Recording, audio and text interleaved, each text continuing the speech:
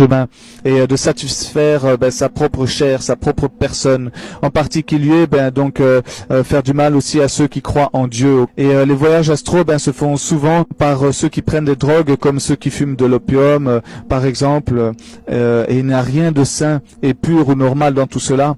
Donc il ne faut jamais accepter d'apprendre comment faire ce genre d'expérience ou de voyage, ou d'accepter de faire cela, parce que je vois souvent des émissions ou dans les documentaires des gens qui voyagent dans certains pays pour s'adhérer à la culture, pour être acceptés, acceptent certains rituels qu'ils font, et des fois ils arrivent dans une culture indigène ou dans la jungle, dans certaines tribus, et acceptent de fumer de l'opium ou de prendre des substances qui les font voyager en esprit, et souvent on les voit se transformer, ils se prennent pour des jaguars, ils se prennent pour des arbres, toutes sortes de choses très bizarres, et qui en réalité sont des cas de possession démoniaque, de voyage astro aussi, et donc de contact avec le monde invisible, mais le mauvais côté, le côté maléfique. Et si je vous explique tout cela, c'est parce que peu de gens comprennent ça et croient et savent tout cela. Et tout ça, c'est pour vous ramener au sujet de départ à propos de CERN en Suisse, qui en réalité, dans le plus grand secret, utilise des accélérateurs de particules pour créer un portail entre nous et la dimension invisible des démons. Ce que je veux dénoncer, c'est qu'ils n'ont forcément pas réussi à créer ce portail de façon à permettre aux humains d'avoir accès à cette dimension aux enfers, mais cela a permis quelque chose de pire encore, c'est d'avoir permis, au travers de ce projet, de créer un portail entre leur dimension et la nôtre, donc la dimension de l'enfer, et notre dimension, entre donc la dimension invisible des esprits mauvais et la nôtre, donc leur permettant non pas aux humains mais aux démons et aux diables de pouvoir entrer dans notre dimension, et pas à ces scientifiques de rentrer dans la leur.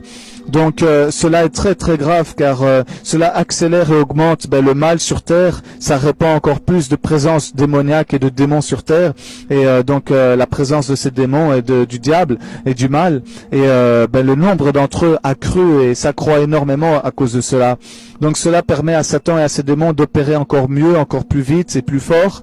Et à CERN, vous allez donc comprendre pourquoi, par exemple, il s'y trouve une statue de la déesse hindoue de la mort, qui se trouve sur le site du laboratoire. Donc c'est utilisé dans une volonté de conscientiser la population aux enjeux environnementaux, nous dit-on, alors qu'en réalité la déesse des ténèbres est placée sur le site de CERN en Suisse, et est un symbole d'une déesse mère de l'hindouisme, et n'est ni anodine ni charmante. Ce n'est pas par hasard qu'ils ont placé là, et ça n'a rien à voir avec les choses environnementales qu'ils ont parlé. Et cette fausse déesse, cette statue qui se trouve sur le site de CERN, incarne la puissance de la destruction. Kali est représentée sous la forme d'une déesse associée à Shiva, lorsque le dieu décide que les temps sont accomplis et plonge les mondes dans l'obscurité pour les endormir dans la nuit suprême, selon leurs croyances.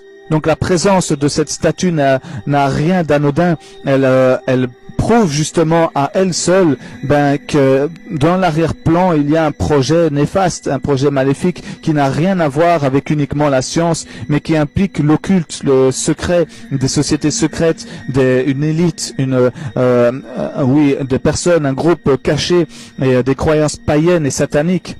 Alors une telle statue n'a pas été choisie par hasard par eux. Pourquoi une telle statue se trouve dans un lieu scientifique? Dites-moi un autre lieu scientifique où il y a ce genre de statue, et quelle est la signification? Ce n'est pas logique. On ne met pas ce genre de statue, qui est une croyance religieuse hindoue, par hasard quelque part. Donc ils inventent évidemment au niveau des médias, des journaux, au niveau des réseaux sociaux, la télé, tout ça, ils inventent des excuses au monde entier, aux médias, pour expliquer un tel choix, mais derrière, ils ont fait cela pour rendre un culte à leurs faux dieux, à leurs démons et à leurs projets occultes et sataniques.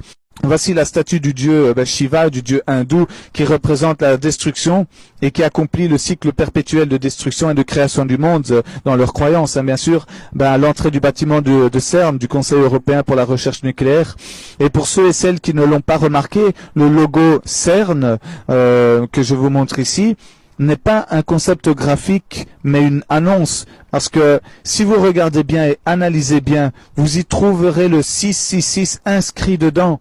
Oui, je vous mens pas, et ce n'est pas une blague.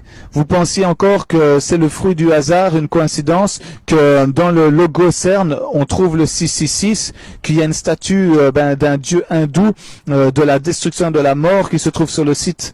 Alors, je vais vous dire une chose, si vous croyez que c'est une coïncidence qu'il y a cette statue et qu'en plus dans le logo de CERN, on voit le 666, c'est que vous êtes quelqu'un de très naïf ou de sceptique, et que Dieu vous ouvre donc les yeux et vous éclaire alors.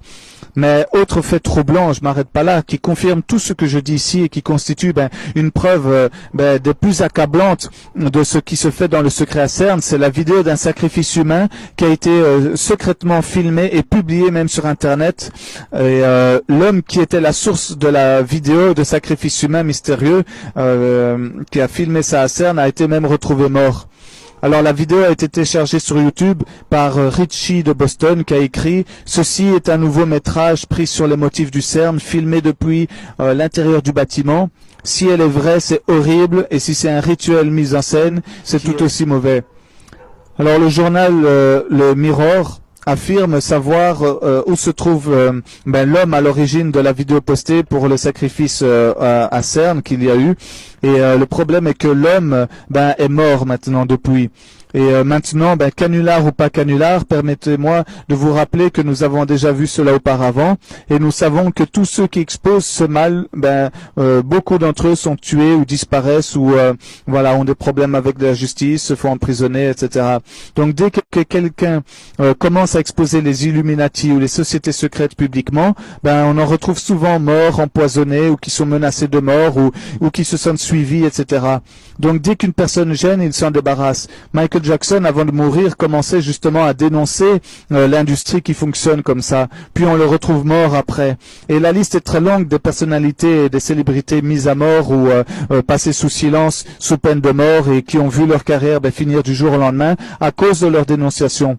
Nous connaissons tous l'histoire de J.F. Kennedy, aussi le président américain, qui est mort par conspiration, et nous connaissons les dossiers qui ont été relâchés maintenant, et qui nous prouvent qu'il y avait conspiration. Et pourquoi ils l'ont tué parce qu'il dénonçait le système qu'on nous cache et qui gouverne donc ce monde secret.